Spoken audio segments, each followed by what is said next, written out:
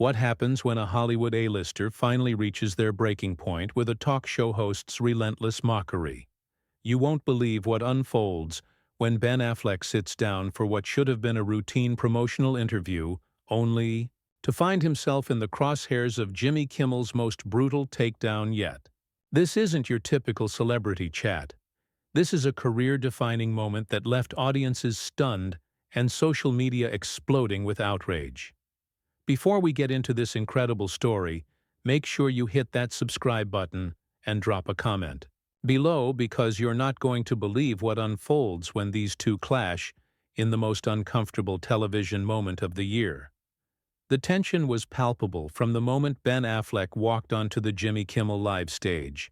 What started as standard promotional banter for his latest directorial project quickly devolved into something far more sinister. Kimmel, known for his sharp wit and boundary-pushing humor, seemed particularly animated that evening, his eyes gleaming with the kind of mischievous energy that usually spelled trouble for his guests. "Ben Affleck, everybody," Kimmel announced with his trademark grin, but there was something different in his tone. Sharper, more predatory. "The man who's been making headlines for all the right reasons lately. Well, some of them anyway." Affleck, settling into the guest chair with the practiced ease of someone who'd done this dance countless times before, managed a polite smile. "Good to be here, Jimmy. Thanks for having me on." "Oh, the pleasure's all mine, Ben." "Really?" Kimmel leaned back in his chair, fingers steepled in front of him. "I mean, it's not every day we get to sit down with someone who's had such a colorful year. Tell me, how does it feel to be back in the director's chair after everything that's happened?" The question hung in the air like a loaded weapon. Affleck's jaw tightened almost imperceptibly, but he maintained his composure. "Well, Jimmy, directing has always been my passion. This project in particular means a lot to me because you needed something to keep you busy," Kimmel interrupted, his smile widening. "I mean, when you're not making front-page news for your personal life, you've got to find something to do with your time, right?" The audience shifted uncomfortably in their seats. This wasn't the playful ribbing they were used to seeing on late-night television. This felt different, more personal, more cruel. Affleck's publicist, sitting in the front row, visibly tensed. "I'm here to talk about the film, Jimmy," Affleck said, his voice steady but with an edge that wasn't there moments before. "It's a project I'm really proud of, and I think audiences are going to—" "Oh, I'm sure they will," Kimmel said, waving his hand dismissively. "But come on, Ben. The elephant in the room here is that you've become something of a walking tabloid headline. I mean, the paparazzi photos alone have been, well, let's just say they've been illuminating." Affleck's hands clenched slightly on the armrests of his chair. "Jimmy, I think we should focus on—" "On what? Your art?" Kimmel laughed, but there was no warmth in it.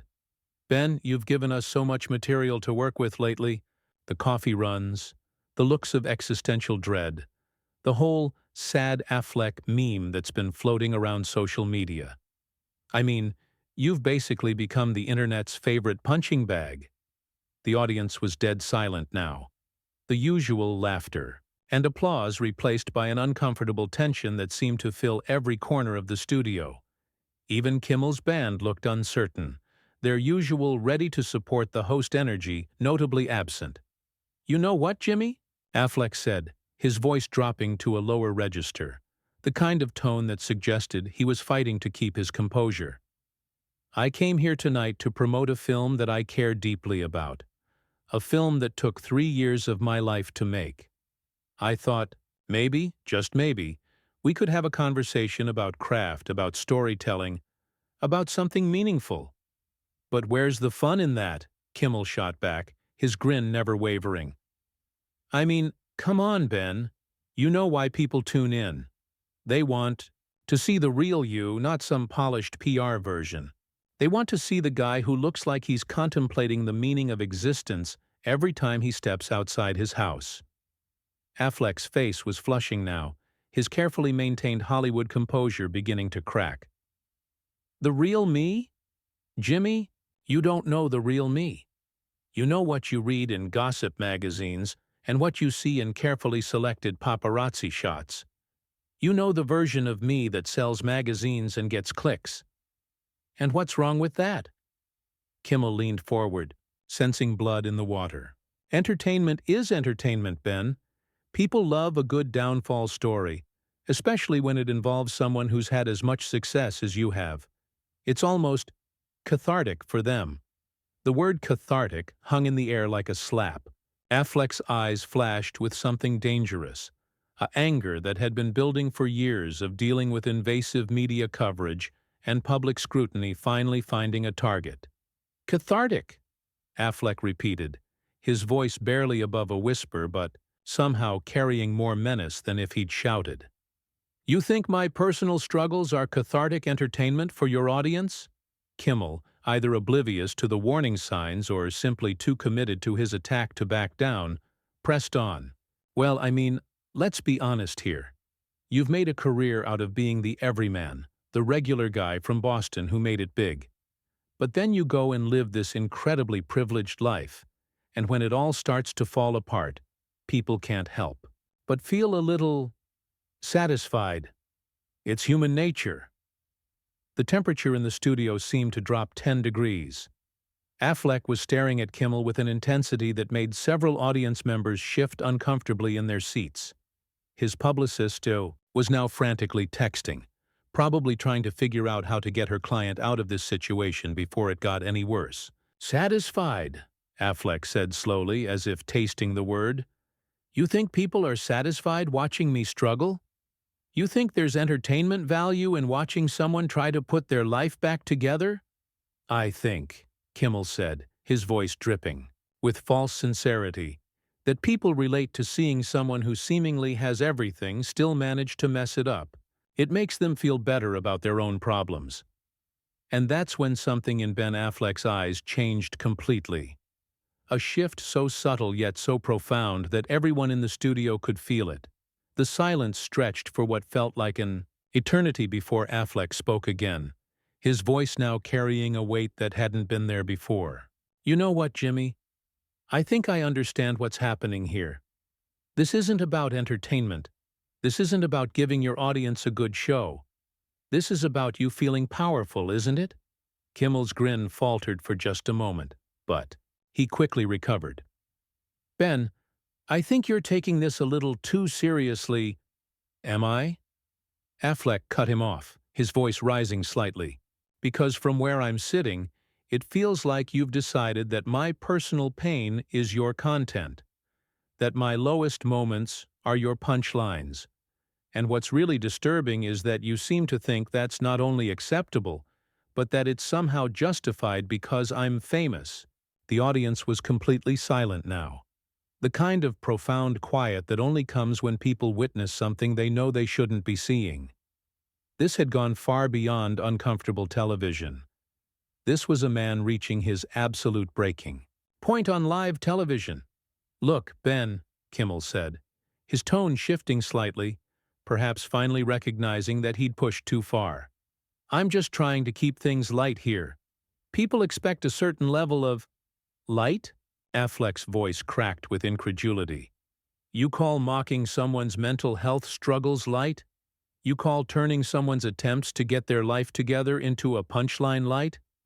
Jimmy, do you have any idea what it's like to have cameras following you when you're just trying to get coffee? When you're just trying to live your life? Well, no, but nothing. Affleck was leaning forward now, his entire body language transformed from defensive to confrontational.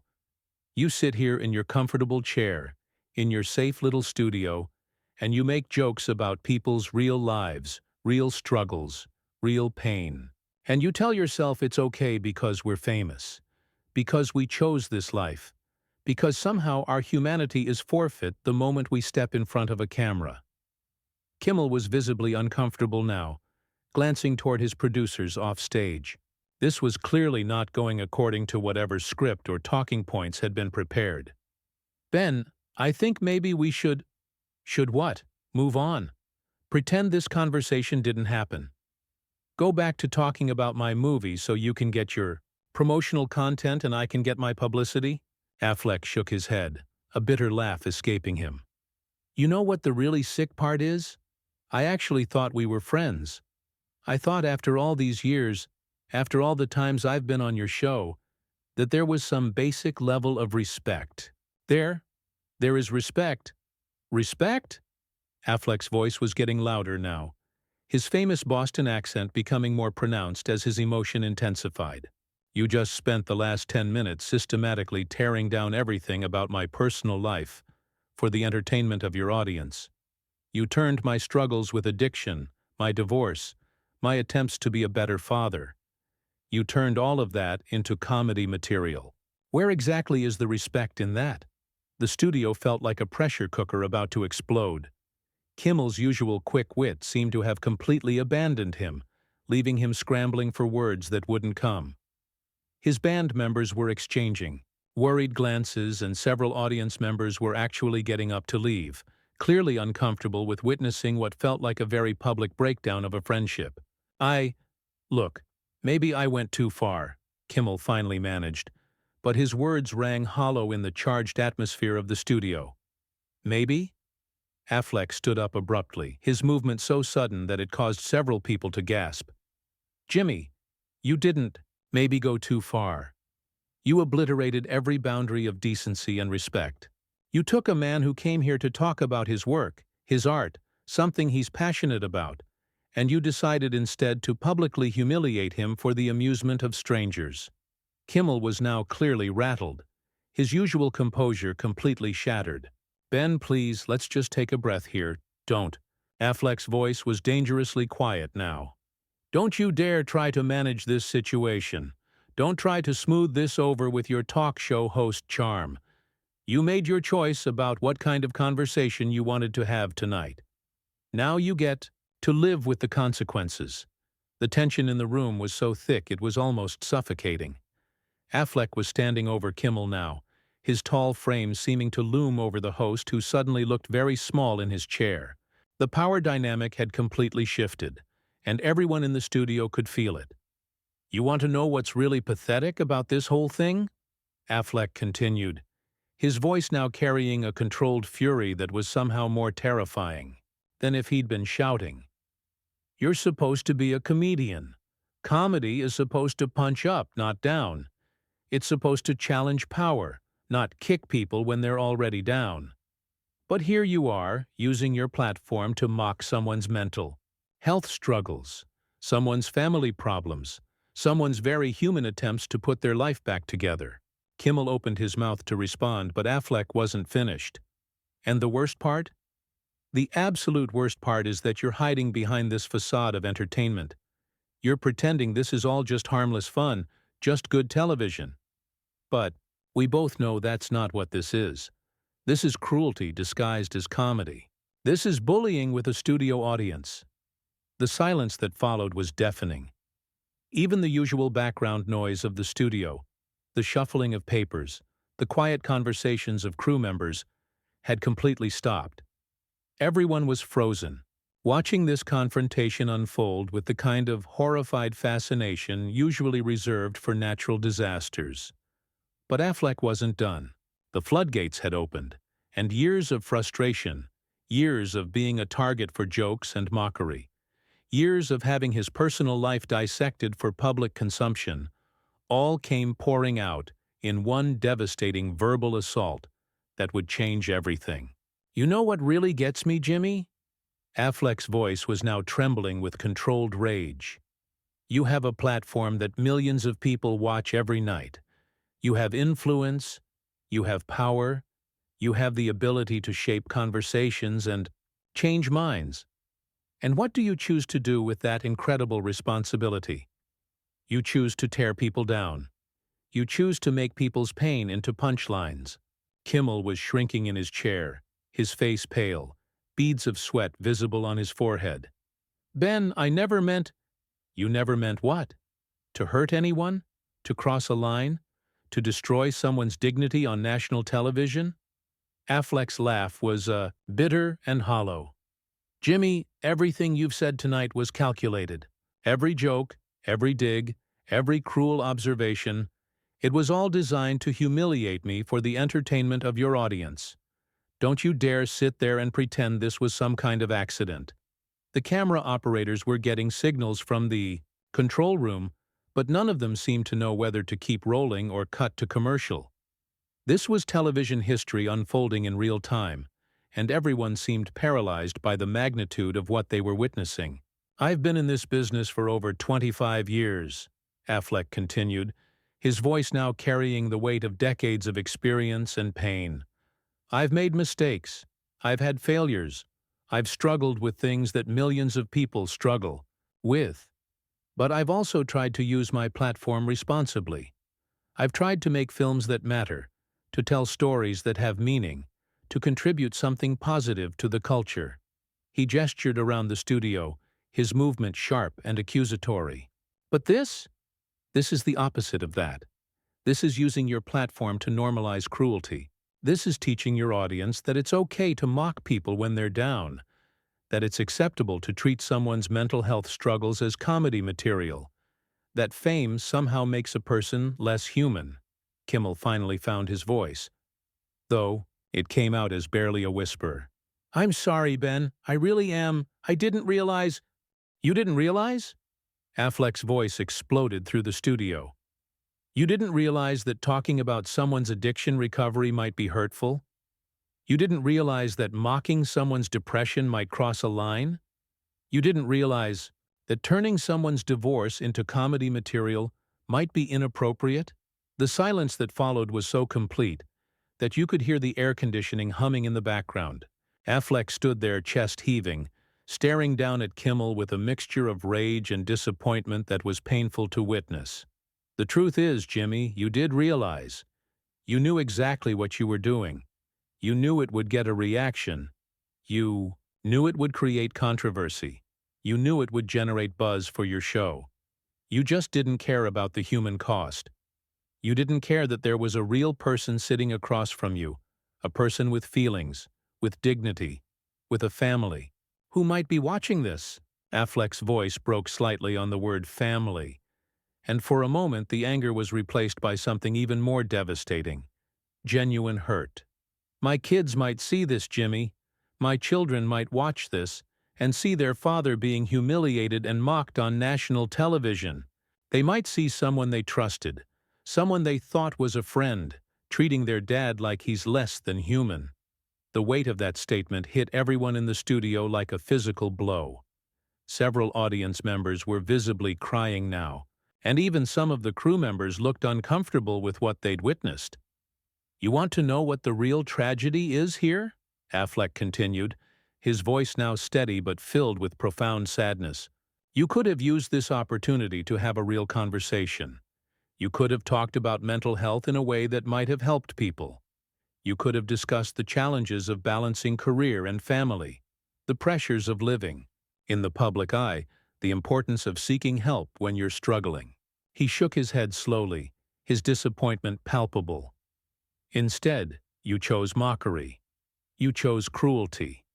You chose to be part of the problem instead of part of the solution. And that, Jimmy, is something you're going to have to live with. Kimmel was now openly uncomfortable, squirming in his chair, his usual composure completely shattered. The man who built his career on making others uncomfortable was now experiencing what it felt like to be on the receiving end. I think, Affleck said, straightening his jacket with deliberate calm, that this conversation is over. I came here tonight to talk about my work, to share something I'm passionate about with your audience.